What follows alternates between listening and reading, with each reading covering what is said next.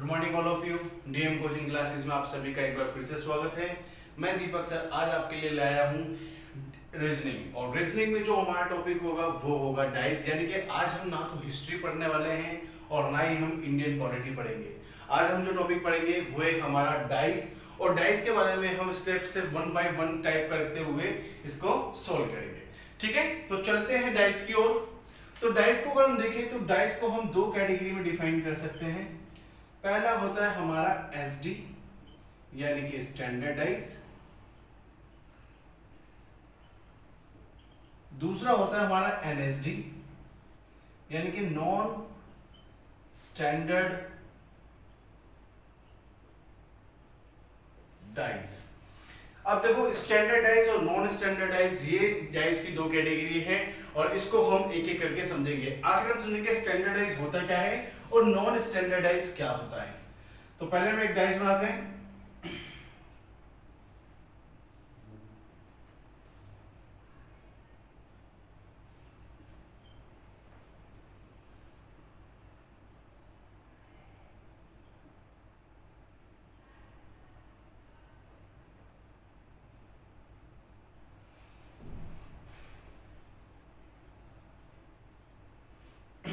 तो चलो समझते हैं स्टैंडर्ड डाइस क्या होता है और नॉन स्टैंडर्ड डाइस क्या होता है। तो सबसे पहले हम देखते हैं कि स्टैंडर्ड डाइस होता क्या है। स्टैंडर्ड डाइस का मतलब होता है कि एक ऐसा डाइस जिसका नेबरिंग नंबर का सम कभी भी या तो 7 नहीं होगा, या तो 7 से कम होगा, या 7 से ज्यादा होगा, लेकिन कभी भी बराबर 7 नहीं होगा। यानी कि इनका किसी का भी सम, यानी कि अगर मैं इन दोनों को सम करूं, यानी कि 3 प्लस में 5 करूं तो 3 प्लस 5 होता है 8, या 5 प्लस 1 करूं तो होता है 6, या 3 प्लस 1 करूं तो होता है हमारा 4। यानी कि स्टैंडर्ड डाइस वो डाइस होता है जिसका नेबरिंग नंबर का सम कभी भी, यानी कि स्टैंडर्ड डाइस क्या होगा, या तो हमेशा ग्रेटर होगा 7 से, या स्टैंडर्ड डाइस हमारा छोटा होगा 7 से, और स्टैंडर्ड डाइस कभी भी बराबर नहीं होगा 7 के। ये बात पहचान होती है हमारे स्टैंडर्ड डाइस की। ठीक है, तो स्टैंडर्ड डाइस क्या होगा, यानी कोई भी ऐसा नेबरिंग नंबर जिसका सम या तो 7 से कम हो या 7 से ज्यादा हो, एक्यूरेट 7 नहीं होना चाहिए, वो डाइस होता है हमारा स्टैंडर्ड डाइस। यानी कि स्टैंडर्ड डाइस हमेशा या तो बड़ा होगा 7 से, स्टैंडर्ड डाइस या तो छोटा होगा 7 से, और स्टैंडर्ड डाइस कभी भी बराबर नहीं होगा 7 के। ऐसा डाइस हमारा स्टैंडर्ड डाइस कहलाता है। ठीक है, अब इसकी हम देखते हैं क्या पहचान होती है। जैसे 4 प्लस में 6 बराबर 10, 3 प्लस में 6 होता है 9, और 3 प्लस में 4 होता है हमारा 7। यानी कि जहां भी आपको दिखाई दे जाए कि कोई भी नेबरिंग नंबर जिसका सम 7 हो तो वो होता है हमारा नॉन स्टैंडर्ड डाइस, यानी कि ये होता है हमारा नॉन स्टैंडर्ड डाइस। यानी कि कोई भी नेबरिंग नंबर जिसका सम 7 हो वो होता है हमारा नॉन स्टैंडर्ड डाइस। ऐसे में इसका आंसर क्या होता है, यानी कि इसका हमेशा शोविंग का आंसर हिडन होता है। शोविंग का अपोजिट हमेशा हिडन होगा, और हिडन का आंसर हमेशा यानी कि अपोजिट शोविंग होगा। यानी कि जो भी नंबर हमें दिखाई दे रहा है वो उसका आंसर होगा हिडन का, और हिडन का हमेशा आंसर जो होगा वो होगा शोविंग का, जो कि हम एग्जाम्पल के थ्रू समझेंगे। ठीक है, कभी भी अगर हमारा स्टैंडर्ड डाइस होगा तो हमेशा ध्यान रखना, जब भी हमारा स्टैंडर्ड डाइस होगा तो हमेशा हमें ये ध्यान रखना है कि 1 का अपोजिट हमेशा 6, 2 का अपोजिट हमेशा 5, और 3 का अपोजिट हमेशा 4 होगा। यानी कि नेबरिंग नंबर कभी भी 7 नहीं होगा, लेकिन हमेशा 1 का अपोजिट 6 होगा, 2 का अपोजिट 5 और 3 का अपोजिट 4 होगा। यही स्टैंडर्ड डाइस की पहचान होती है। और जैसे ही आपके एग्जाम के अंदर आता है क्वेश्चन और आपको पता चल जाए एक सिंगल डाइस दे रखा है और सिंगल डाइस की पोजीशन भी सिर्फ एक सिंगल दे रखी है, 2 पोजीशन नहीं दे रखी हो, तो बहुत ही आसान हो जाता है ऐसे डाइस का आंसर निकालना कि कौन किसके अपोजिट है।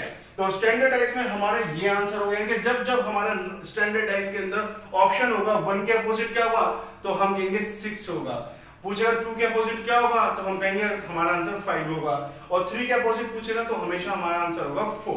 ठीक है, इसको एग्जांपल के थ्रू समझते हैं ताकि और ज्यादा क्लियर हो जाए। एग्जांपल नंबर 1 देखता हूं मैं।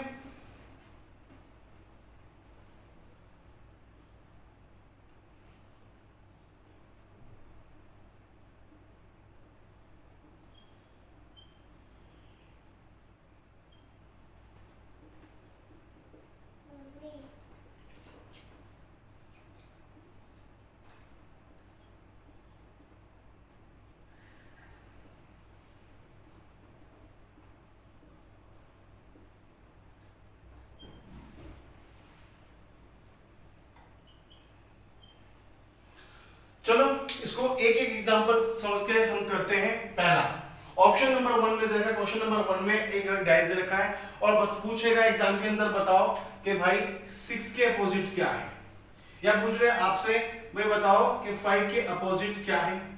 इसका ऑप्शन दे रखा है कि बताओ कि 4 के अपोजिट क्या है, या पूछ रहे आपसे बताओ 6 के अपोजिट क्या है। ऐसे इसमें पूछ रहे 1 के अपोजिट क्या है, ऐसे पूछ रहे इसमें कि भाई 5 के अपोजिट क्या है, ठीक है 5 के अपोजिट क्या है। या इस क्वेश्चन के अंदर पूछ रहे आपसे बताओ कि 3 के अपोजिट क्या है और 4 के अपोजिट क्या है।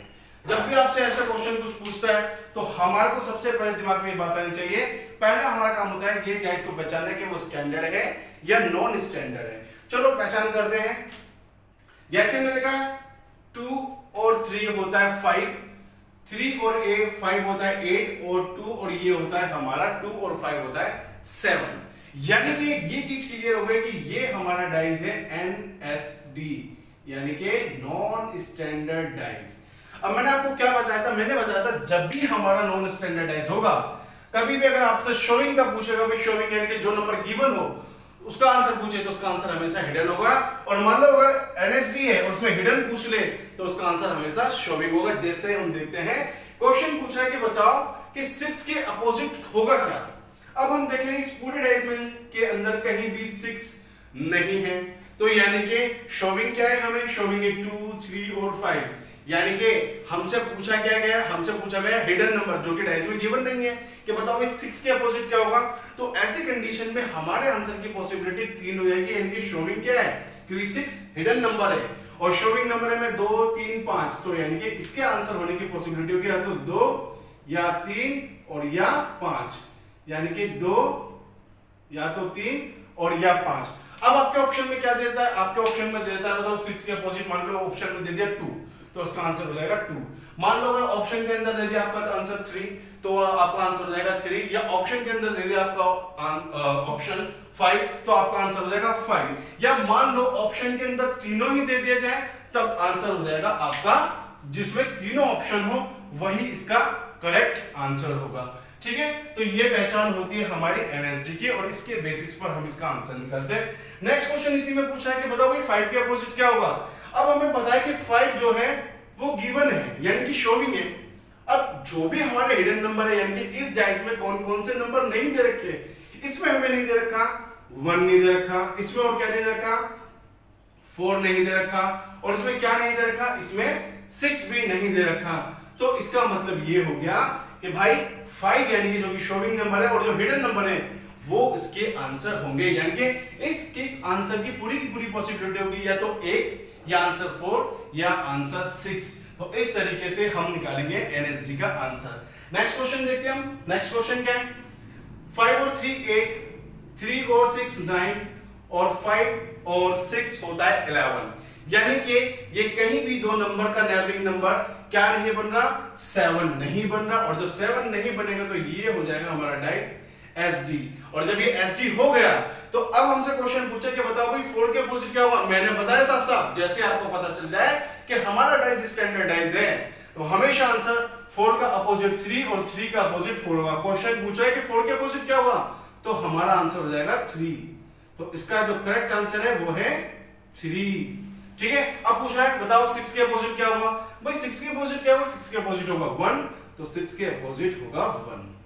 तो ये हो गया हमारा एसडी का सिंपल सा आंसर। देखते हैं नेक्स्ट क्वेश्चन को।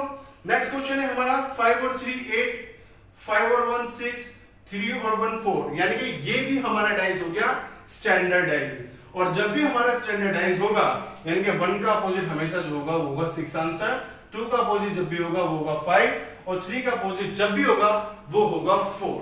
यानी कि ऑप्शन में आपसे क्या पूछ रहा है, आपसे पूछ रहा है कि भाई 1 के अपोजिट क्या होगा, तो जैसे पूछेगा 1 के अपोजिट क्या होगा तो 1 के अपोजिट होगा हमारा 6।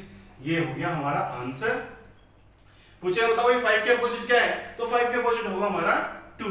तो ये हो गए हमारे आंसर। नेक्स्ट क्वेश्चन देखते हैं कि 3 और 1 होते हैं 4, 1 और 2 होते हैं 3, और 2 और 3 होते हैं 5, यानी कि ये भी डाइस हमारा हो गया नॉन स्टैंडर्ड डाइस।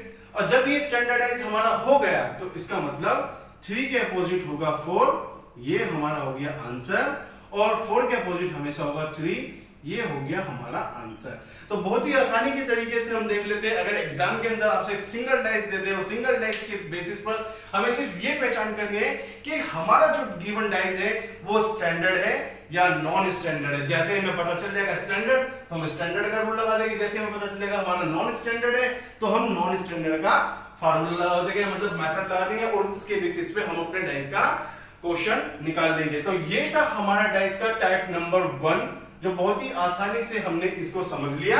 और एग्जाम के अंदर आपसे क्वेश्चन पूछता है तो आपको देना होता है आंसर, और जैसे आपको एसडी और नॉन एसडी का रूल पता चल गया है, जैसे आपने आंसर करेक्ट किया आपका नंबर बन जाता है 1, जो एग्जाम में आपको सिलेक्शन दिलाने में बहुत हेल्प करता है। तो यहां भी बनेगा आंसर नंबर 1। तो इस तरीके से आपने एक नंबर कलेक्ट कर लिया, ठीक है।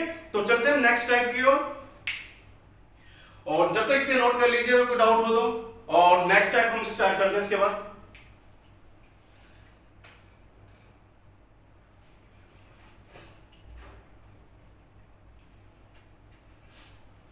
नेक्स्ट टाइप देखते हैं।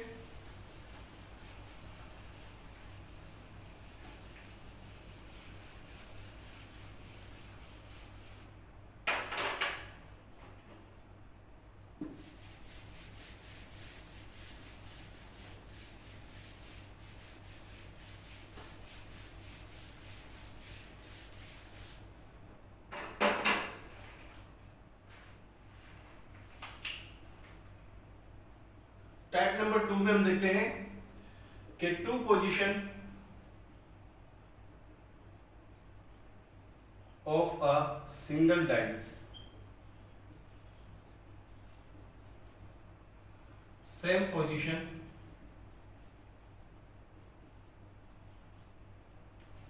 ऑफ कॉमन नंबर, वर्ड या साइन। कभी भी अगर आपको दे दे तब हमें पहचानना होता है ये है हमारी टाइप नंबर 2, ठीक है। जैसे कि हम इसको एग्जांपल के तौर पे समझेंगे।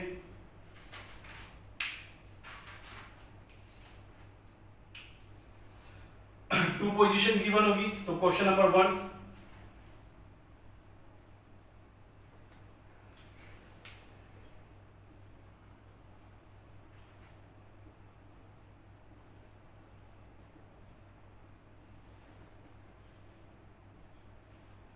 सेकंड क्वेश्चन,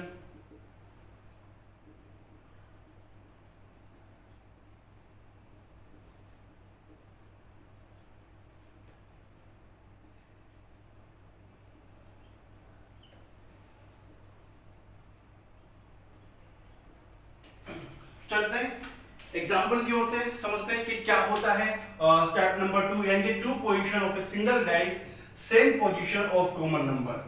तो इस प्रकार के क्वेश्चन में या इस प्रकार के टाइप में हमें सबसे पहले ये पहचान करनी होती है कि भाई हमारा सेम पोजीशन पर कॉमन वर्ड, सबसे पहले पहचाने कि कॉमन वर्ड क्या है। इन दोनों डाइस के अंदर हम देखेंगे कॉमन वर्ड्स क्या है, तो हम देखते हैं कि कॉमन वर्ड जो है वो है हमारा 5, यानी कि 5 कॉमन है और 5 कॉमन है। अब जैसे ही हमने देखा कि कॉमन नंबर 5 है, फिर क्या हम देखते हैं क्या ये सेम पोजीशन पर भी है, तो हम देखते हैं कि बिल्कुल ये भी टॉप पर है और ये भी टॉप पर है, यानी कि जब ये भी टॉप पर होगा और ये भी टॉप पर होगा तब ये हो जाता है हमारा टाइप नंबर 2 डाइस का सेकंड टाइप, ठीक है।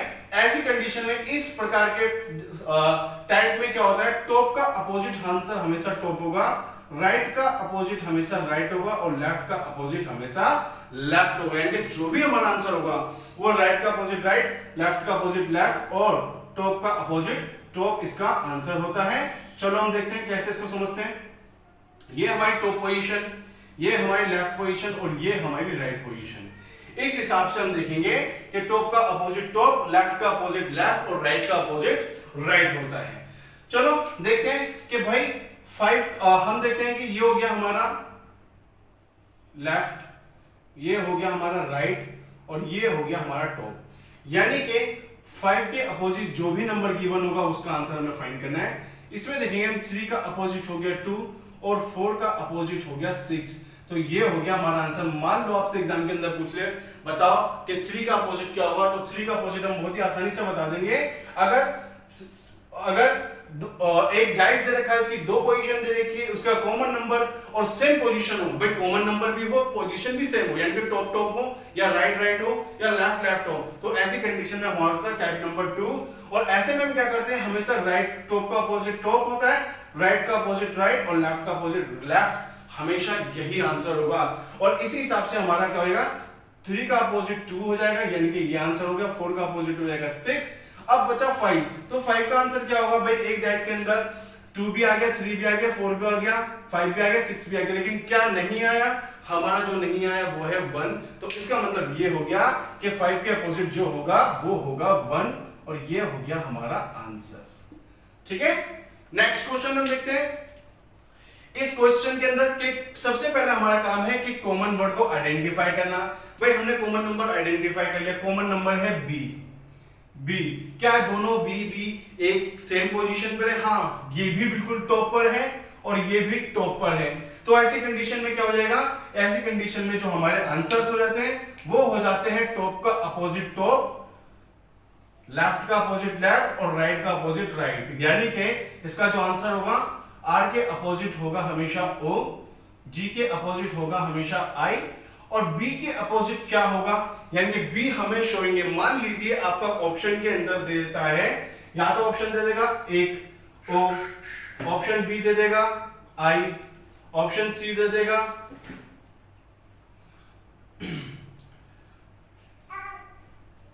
ऑप्शन सी दे देगा एस, या ऑप्शन डी दे देगा आपको आर। तो ऐसी कंडीशन में हमें देखना है कि भाई बी के अपोजिट क्या होगा, यानी कि ओ तो आर के अपोजिट है S.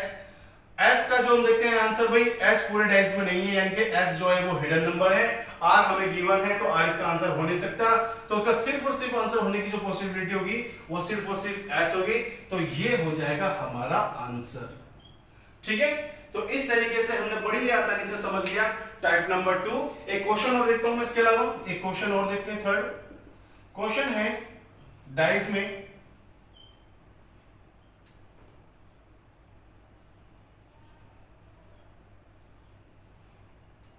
Plus minus divide, divide star और हैश। क्वेश्चन पूछेगा आपसे कि बताओ डॉलर के अपोजिट क्या है। अब सीधी सी बात है, उनसे क्वेश्चन पूछा कि भाई डॉलर के अपोजिट क्या है, तो हम क्या करेंगे, सबसे पहला हमारा काम ये है कि हमें कॉमन नंबर को पहचानना। क्या यहाँ पे कोई कॉमन है, भाई यहाँ पे डिवाइड कॉमन है और डिवाइड कॉमन है। क्या डिवाइड दोनों के दोनों सेम पोजीशन पर है, बिल्कुल दोनों के दोनों किस पोजीशन पर है, राइट पोजीशन पर है। जब दोनों राइट पोजीशन पे है, कॉमन भी सेम है, तो ये हो जाता है हमारा टाइप नंबर 2। और ऐसे में हम क्या देखते हैं, ऐसे में हम देखते हैं कि टॉप का आंसर हमेशा टॉप होता है, यानी कि जो प्लस के अपोजिट होगा वो होगा हैश, जो माइनस के अपोजिट होगा वो होगा स्टार। तो इसका मतलब ये हो गया भाई डिवाइड के अपोजिट क्या हो सकता है, या तो डॉलर, और डॉलर पूछा गया है जो कि हिडन नंबर है, तो उसका मतलब आंसर होगा हमारा डिवाइड। तो डिवाइड होगा हमारा आंसर। और इस तरीके से हमने टाइप नंबर 2 के अच्छे से समझ लिए, जिसमें हमें पहचानना है पहली बात दो डाइस गिवन हो, दूसरी बात हमें देखने की कॉमन नंबर क्या है, और कॉमन नंबर है तो क्या वो सेम पोजीशन पर है। अगर वो सेम पोजीशन पर है तो उसका मतलब आंसर होगा टॉप का अपोजिट टॉप, राइट का अपोजिट राइट और लेफ्ट का अपोजिट लेफ्ट। चलते हैं नेक्स्ट टाइप की ओर। इतने प्लीज उसको नोट डाउन कर लीजिए।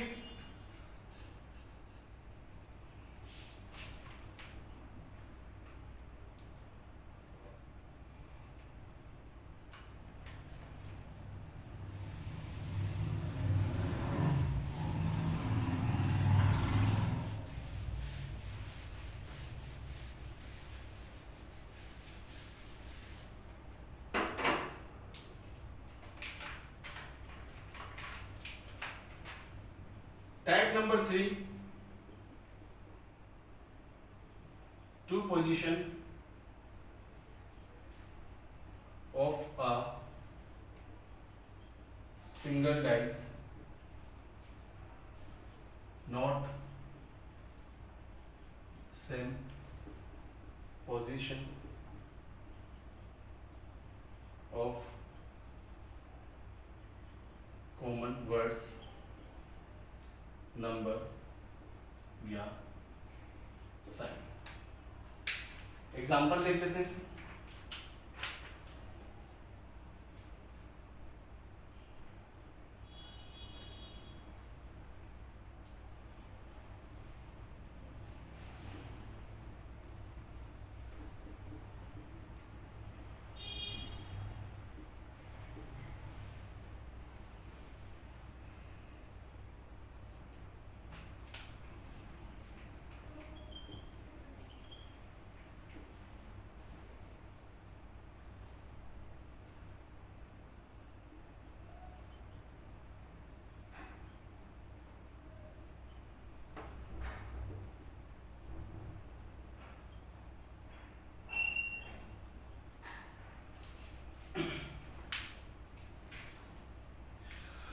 तो नेक्स्ट क्वेश्चन हम देखते हैं। नेक्स्ट टाइप है हमारी टाइप नंबर 3। अगर कोई two position of a single dice, यानी कि एक डाइस की अगर दो पोजीशन गिवन हो और गिवन पोजीशन हम देख रहे हैं नॉट सेम पोजीशन, यानी कि ऑफ कॉमन नंबर, यानी कि कॉमन नंबर तो होगा, इस बार पोजीशन सेम नहीं होगी। मान लो अगर एग्जाम के अंदर आपसे ऐसा कोई क्वेश्चन पूछ ले भाई कॉमन नंबर भी हो और पोजीशन सेम ना हो, तब क्या करना है? तब सबसे पहले हमें कॉमन नंबर की पहचान करनी है, इनमें कॉमन नंबर है क्या। हमने देखा कि इस डाइस में कॉमन नंबर 5 है और इस डाइस में भी कॉमन नंबर 5 है। सबसे पहले हम क्या करेंगे, उस कॉमन नंबर को करेंगे अंडरलाइन। जैसे ही हमने अंडरलाइन किया, अंडरलाइन करते ही हमें कुछ नहीं करना, उसके बाद सिर्फ जो कॉमन नंबर है उसको एंटी क्लॉक घुमा देना है, यानी कि डाइस नंबर 1 को हमें एंटी क्लॉकवाइज से घुमाते हुए पहला 5, फिर 3 और फिर 2, ऐसे डाइस नंबर 2 में करना है 5, यानी कि 5 1, यानी कि 5 1 और 4 रखना है। इसका मतलब अगर आपसे एग्जाम के अंदर पूछ ले कि बताओ 5 के अपोजिट क्या होगा, तब हम बहुत ही आसानी से इसको आइडेंटिफाई कर लेते हैं। इसका मतलब ये हुआ, पहला कॉमन नंबर को पहचानना, दूसरा जो भी कॉमन नंबर है उसको बेस बनाकर क्लॉकवाइज घुमा देना। जैसे हमने डाइस 1 में क्लॉकवाइज घुमाया तो 5 फिर 3 फिर 2 है तो 5 3 2, ऐसे ही 5 1 4 5 1 4। इसका मतलब 2 का अपोजिट आंसर होगा 4, 3 का अपोजिट जो आंसर होगा वो होगा 1। अब क्वेश्चन में पूछा बताओ 5 के अपोजिट क्या होगा, तो कौन सा नंबर गिवन नहीं है, 6 गिवन नहीं है, तो 5 के अपोजिट हमारा 6 आंसर होगा, जो बिल्कुल करेक्ट होगा। और यहां से आपने टाइप नंबर 3 से मान लो अगर एग्जाम में क्वेश्चन आ गया तो आपका बन गया क्वेश्चन नंबर 1, जो एग्जाम के सिलेक्शन में बहुत इंपॉर्टेंट रोल प्ले करेगा। नेक्स्ट क्वेश्चन देखते हैं हम। इसमें और इसमें क्या कॉमन है। इसमें देखो हरियाणा, मध्य प्रदेश, यूपी, पंजाब, हरियाणा, राजस्थान, यानी कि दोनों में एचआर कॉमन है। जैसे हमने देखा कि भाई हमारा एचआर कॉमन है, लेकिन पोजीशन दोनों की अलग अलग है। अगर पोजीशन दोनों की सेम हो जाती तो क्या होगा आंसर हमारा, टॉप का अपोजिट टॉप, राइट का अपोजिट राइट और लेफ्ट का अपोजिट लेफ्ट हो जाता।